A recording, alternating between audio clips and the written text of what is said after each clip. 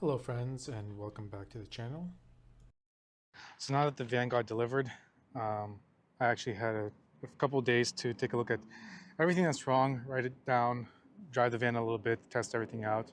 So today I have a whole list of everything that's wrong with this van and we're going to go over it.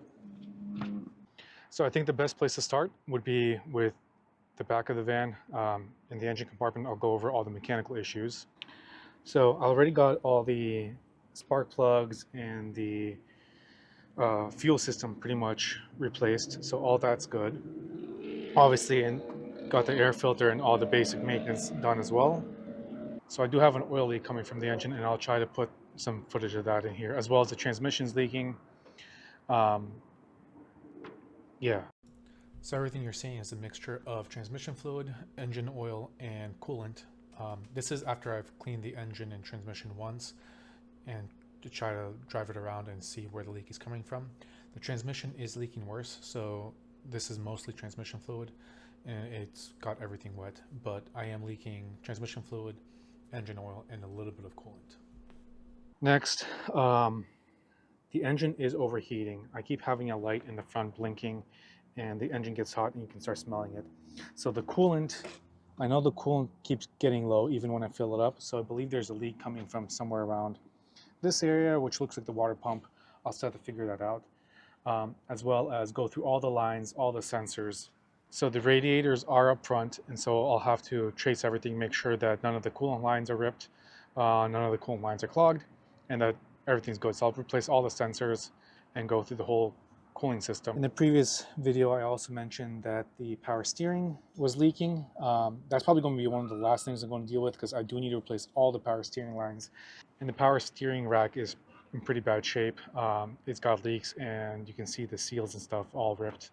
So that's going to be an issue for like one of the last ones, just because I don't really care about power steering. I also do have a issue with my exhaust. The exhaust is broken.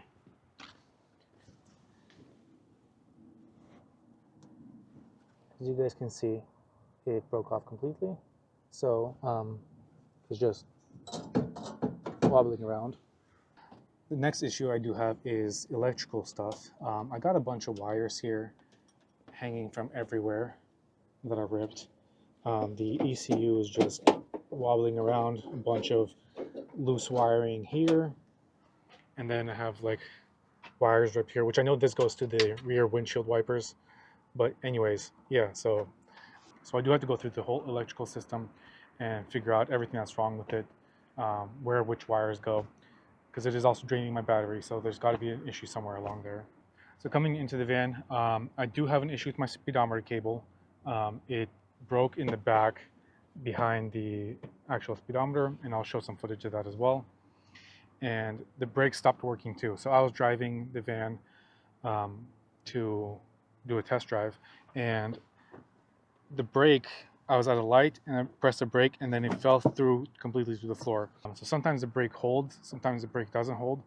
So I need to go through the whole brake system. I'll probably replace the calipers, all the brake lines, rebuild the rear drum brakes, and go through the whole brake system, master cylinder and everything, just to make sure that brakes are good.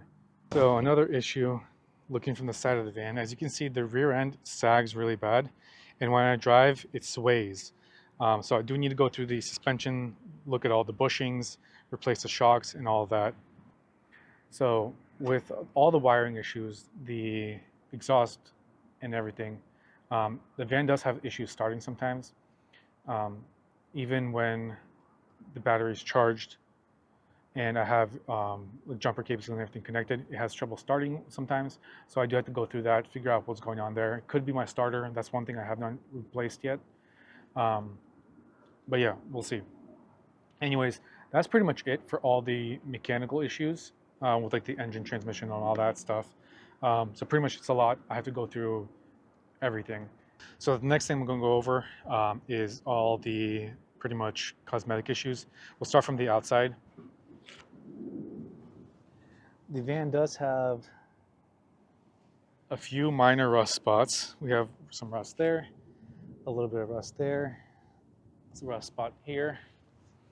So it's nothing too serious.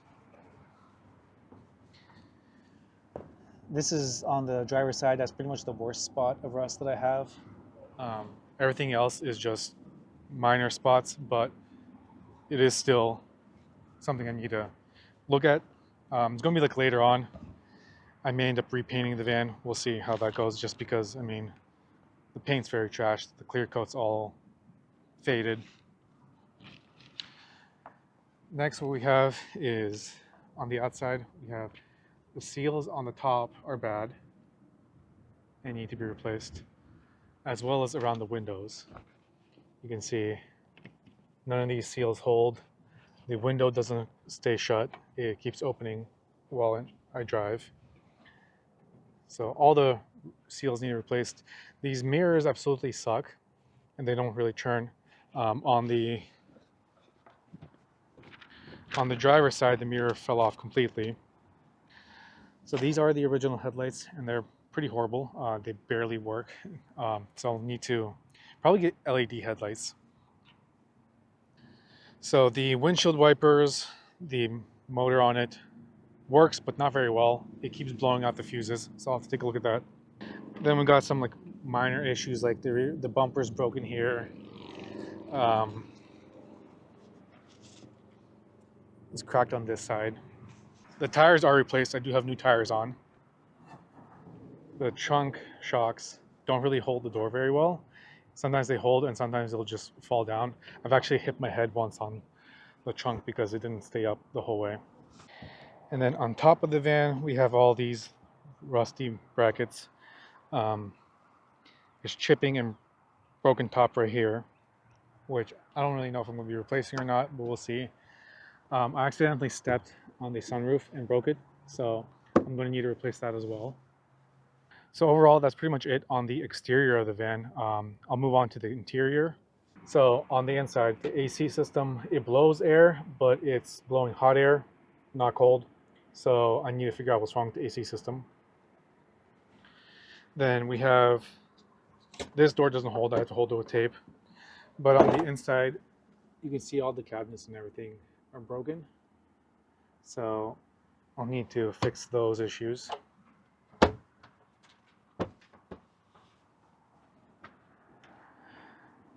These curtains are very disgusting. So I'll be replacing all the curtains on the inside of the van. I also have insulation sticking out from everywhere, so I want to clean that out. So in the back here, as I mentioned a second ago, all the curtains will need to be replaced because they're all broken. And all the curtain hangers and everything are broken, so I'll need to replace those. And then if you look at the seats are disgusting. I tried cleaning them a little, but the dirt's not going away. I mean, the stains aren't either, and everything's ripped, as you can see here. And that's on all the seats. So this table is fine, but I think I'm going to want to replace it with a better looking one, but that's going to be like an optional thing later on. This doesn't always open, the seat, so I'll need to go through that. And that's the AC system again. Now for the top, right? The top has a lot of mold and grime growing because it's been leaking from the top. I think this was cracked. I mean, the seals are bad, and so it was leaking even before I broke the top. But I need to replace all of it. I also need to replace the top, and I'll show you guys some footage of the holes. As you can see, the material is ripped and pretty disgusting, so I need to clean and replace everything here. So behind the passenger seat, we do have the little freezer or fridge, whatever it's called, cooler that comes with it. It currently does not work. I tried plugging it in and turning it on, but it doesn't work, so I'm going to have to figure that out. I also have a rust evader. I think that could be what's draining my battery, because rust evaders don't actually work. So this rear door panel is horrible. It's completely broken off. You can see the insulation. So I'll need to either get a new one or make my own. Now from the passenger side, the door panels aren't horrible, but still going to be replaced. The seat is in bad condition. I put new seat covers on. just so I can actually sit in the van. You can see all this. So I might replace either the seats themselves, go with a newer version, but we'll see. These door, I mean, everything's like, you can see it's crumbling, breaking off. So that needs to be replaced. We have this barely holding on. I'm going to figure that out. Obviously, the top of the dashboard is all cracked. We have the top peeling. This is for the sun visor is broken, and you can hear it's very crusty on the inside. That's the mirror from the driver's side. On the driver's side, we have the same thing. Door panels need to be replaced. Door handles are breaking off. The windows and everything work from both sides, but everything's crusty and breaking. This isn't holding, and it looks like there's rat nests on the inside. When I do turn the air on, it does smell like dead rats and stuff, and you can see cobwebs. So I'm gonna have to go through all the airlines and figure out if there's any more rat nests. So obviously the dashboard is messed up. The lights on the speedometer don't work. Steering wheel is fine. We have the fuse box right here, which I want to go through, make sure that everything's good. The driver's seat is horrible, as you can see. So this seat I'll need to be replacing. So I'm thinking just replacing both front seats with a newer Eurovan seat so that they're more comfortable. I am missing some knobs. And then this is in pretty bad condition. The sun visors will need to be replaced as well. I don't know if you guys will be able to hear this, but this carpet is also very dirty and doesn't really hold very well. So what I'm hoping to do is get rid of the carpet and put in the rubberized carpeting, or whatever it's called, the rubber mat. If I can find one, or try to make one myself, just because for my style of camping and stuff like that, it's going to get very dirty in here. So it would be nice to be able to have rubber, to be able to have rubber so I can easier wash the inside. So that's pretty much all of the issues that have come up so far. I may end up having more issues along the way, but we'll see. I do still need to replace the fuel level sender from the previous repair, just because that one is just the cap holding on so that it doesn't leak fuel, and I was able to get it transported over.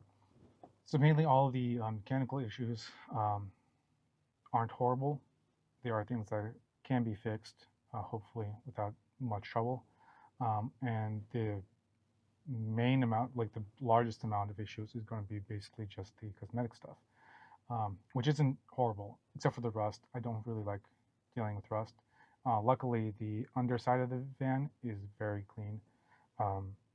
There's not really any serious rust or any, like, barely any surface rust on any of the parts. But the body itself is, like, the underside and the frame is very solid. It's just mainly those spots that I showed you guys in the video. I do plan on eventually painting the van fully and redoing the whole interior to fit more of my travel style. Haven't decided exactly what I want to do yet. I don't want to put a full kitchenette system, but I would like to have a way to easier cook food and stuff like that when going camping and stuff. The AC system, I do live in the south, so that's gonna be one of the first things I'll fix after I fix the brakes and overheating issue. Just because I need to be able to have the van movable, and then the AC system, just so that once it gets really hot, I'll be able to drive somewhat. However, those AC systems that are rear mounted on this year are known to be very poor. They don't cool very well. However, when it's 100 degrees outside, any kind of AC system, I think, will be great. As for the transmission and the engine, I am going to try to push this transmission and engine for as long as I can. It does have an automatic transmission. I kind of want a manual. So I'm thinking I'm going to push it for as long as I possibly can, and then I'll end up doing a engine and a transmission swap. I haven't decided what engine yet. I kind of want a diesel, um, but I'll figure that out once the time comes. So I don't think I'm going to be doing a full overhaul of the engine and transmission. I think I'm just going to keep fixing the small issues, fix the leaks, and then just drive it until I can figure out what swap I'm going to do. Yeah, so with all that said, I do have a lot of plans for the van. I'm very excited to get working on it. It is going to be a slower build. I'm not going to be able to do everything all at once just because I do have a few motorcycle projects I'm also working on right now. So yeah, that's pretty much it for all the issues that I currently found in the van and I'm going to be working on. Thank you guys for watching, and I'll hope to see you in the next one.